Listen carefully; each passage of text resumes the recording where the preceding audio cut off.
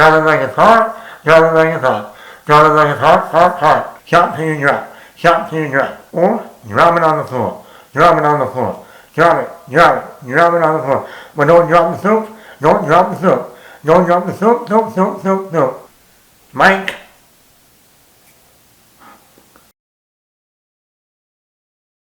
Welcome back, everybody. Matt the Man here.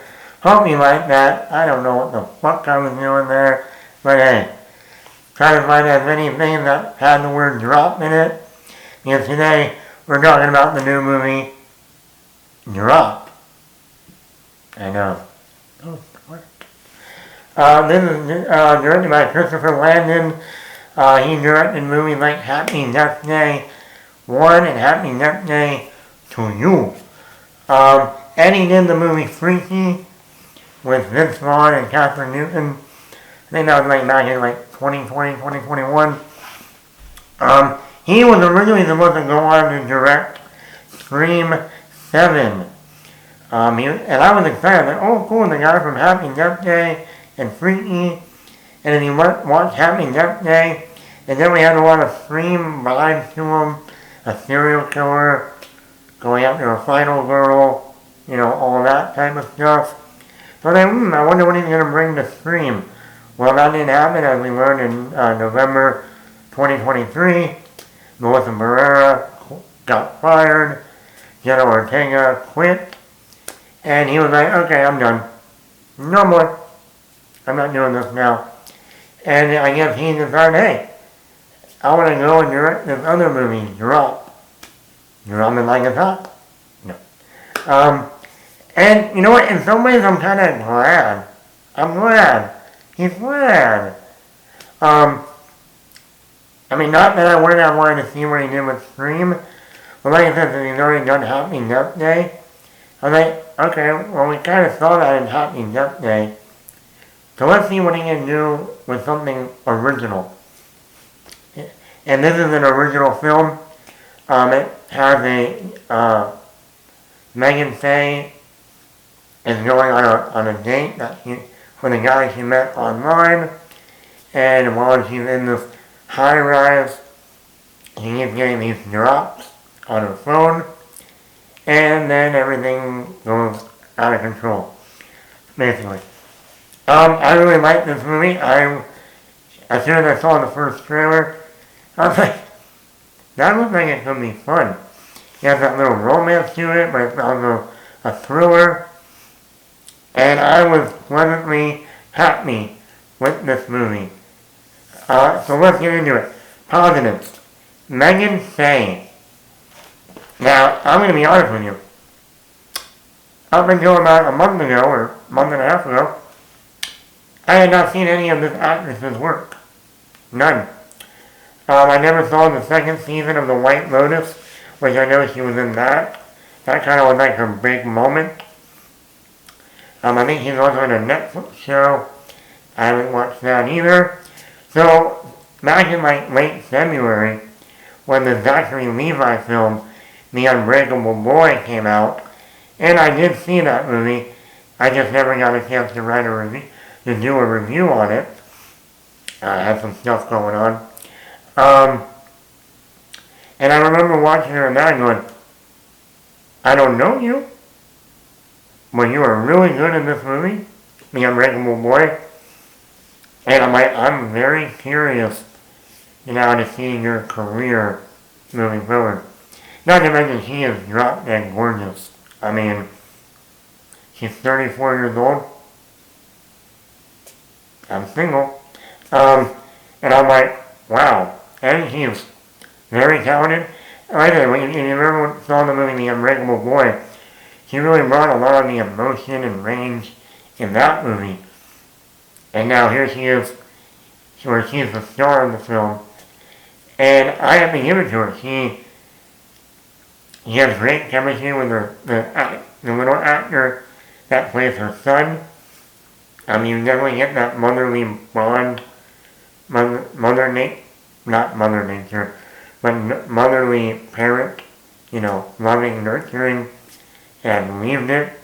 Her relationship with her sister, played by Violet Bean, who was also in The Flash, I think he played Jesse Quick in the earlier seasons. And then, of course, when he was on her actual date with Brendan Sklenar, I thought they had good chemistry. And that's when you get into the romance part of the movie. And then when you get into the craziness, you really start seeing the emotion, the anger, the dread, and then also the kind of like thinking how to figure this out. And like I think she did an amazing job in this movie. And obviously the outfit they have her wearing in the movie, perfect. They say blondes have more fun. I believe it. Brendan Sklenar is the male lead in the film. He's the one that is going on the date with Meghann. And obviously I haven't watched 1923.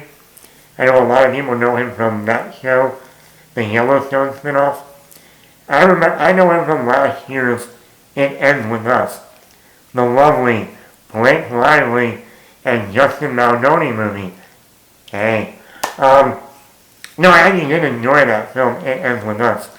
I just talking about the feud that's going on between them now. It's been going on for months.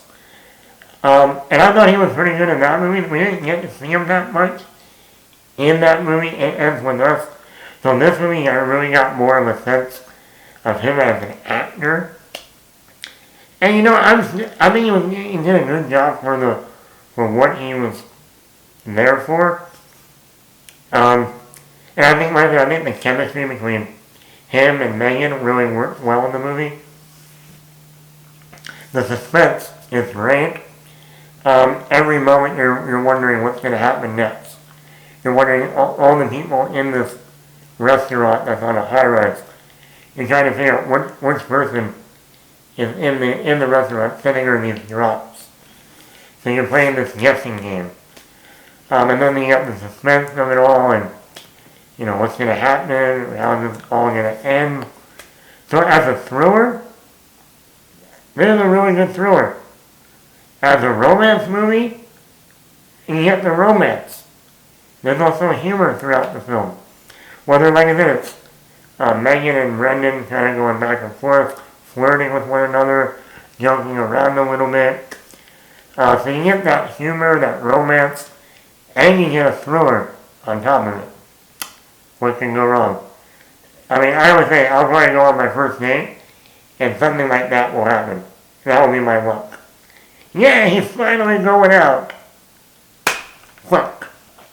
And then like the director, Christopher Landon, I like there's a lot of interesting shots of how he moves the camera around in this one space for most of the movie.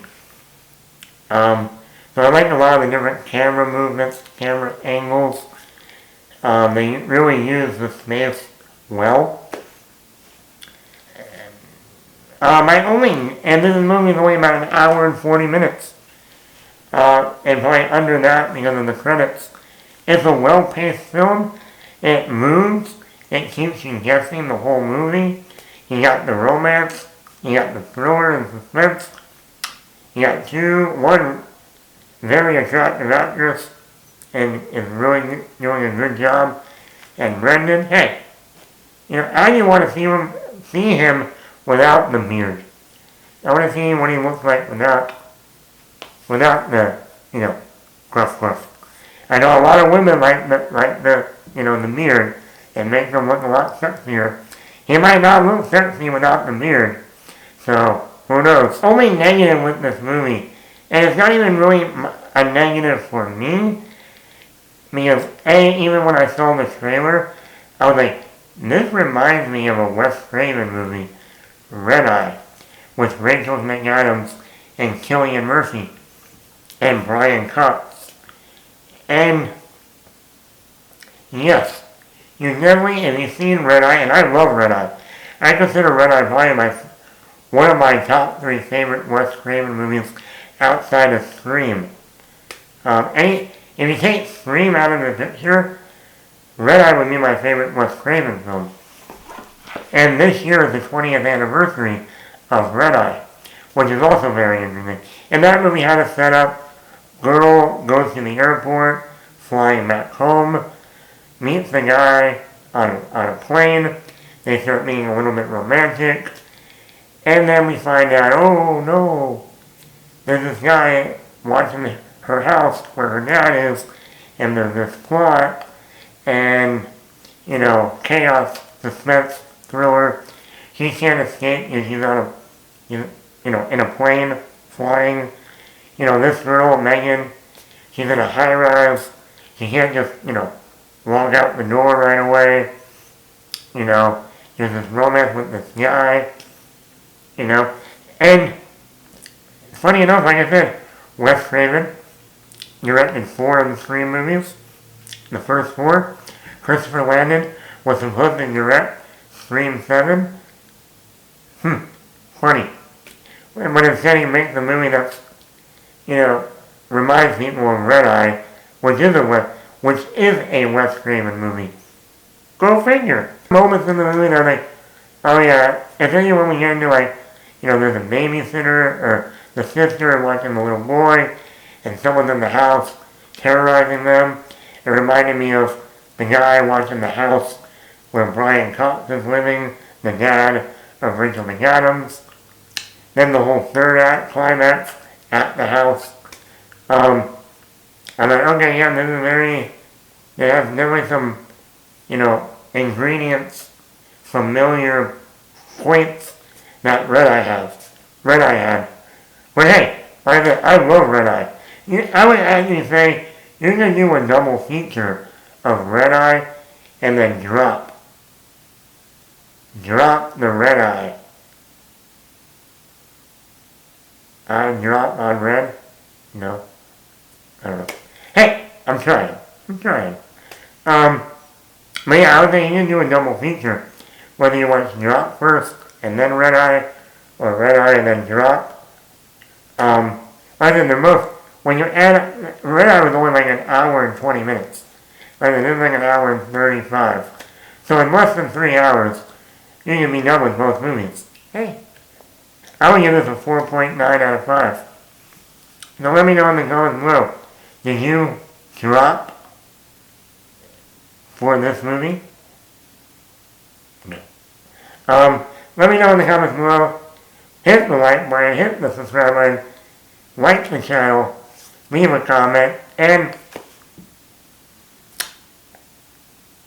drop it like it's hot, drop it like it's hot, drop it like it's hot.